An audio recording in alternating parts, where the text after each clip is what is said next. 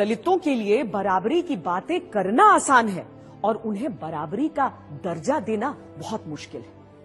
अछूतों को समाज में बराबरी का दर्जा देने के लिए आरक्षण के सवाल पर सभा बंटी हुई थी। ऐसे कई सदस्य थे जो ऐसा मानते थे कि अगर आरक्षण को लागू किया गया तो देश अगड़ों और पिछड़ों में बंट जाएगा। इसीलिए सार्वजनिक तौर पर भी और निजी तौर पर भी आंबेडकर को यह समझाने का प्रयास चल रहा था कि आप आरक्षण की मांग को छोड़ दीजिए।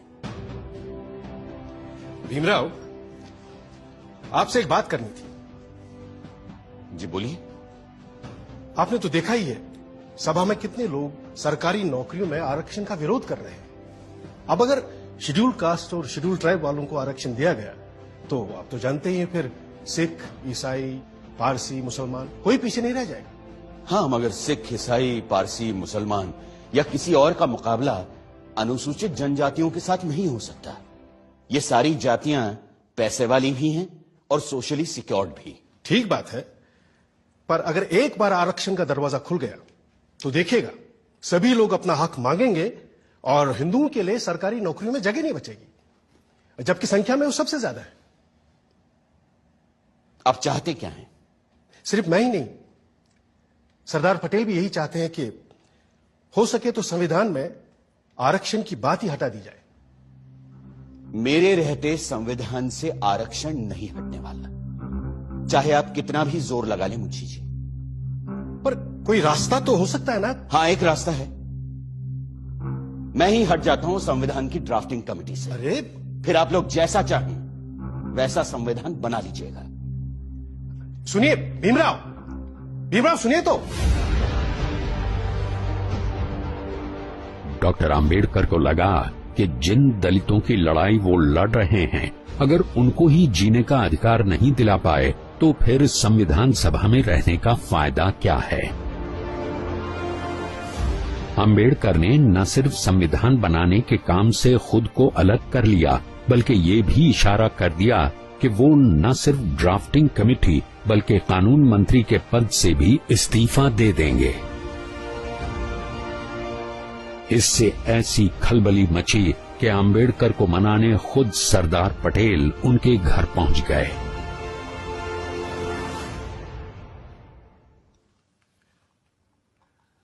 मुंशी जी की बातों से आप नाराज हो गए भीमराव?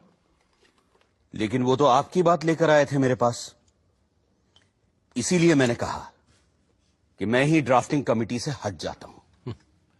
आप तो जानते हैं कांग्रेस क्या पूरे भारत में दूसरा और कोई है ही नहीं जो हमारे संविधान को आकार दे सके।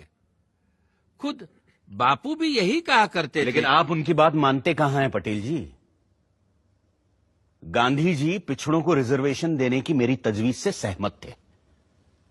पंडित नेहरू ने तो खुद पंडित होते हुए भी यह कहा कि सदियों से हिंदुओं ने निरीह अछूतों और आदिम जातियों को बेबसी, दरिद्रता और अशिक्षा में रखा। फिर अगर हमें उन्हें सबके साथ बराबर लाना है तो हमें उन्हें स्पेशल ट्रीटमेंट देना ही होगा। आपकी बात सही है, पर आप तो जानते हैं कि बड़े पदों पर हम मेरिट के आधार पर ही लोगों को ले पाएंगे। तो फिर क्लर्कों की नौकरी के लिए इतना बड़ा जोखिम उठाना? जोखिम? मुझे तो इसमें कोई खतरा नजर नहीं आता।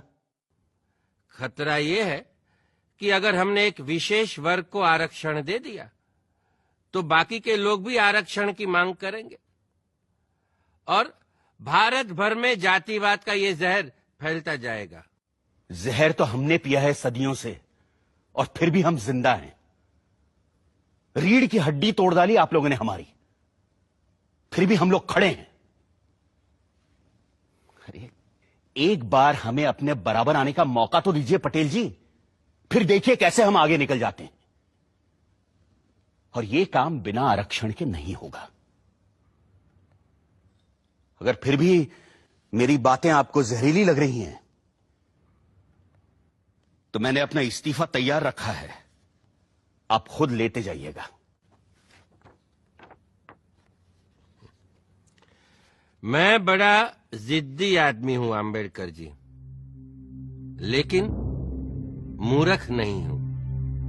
किसान हूं। देखकर ही बता सकता हूं कि कौन सा बीज कल मुझे अच्छी फसल देगा।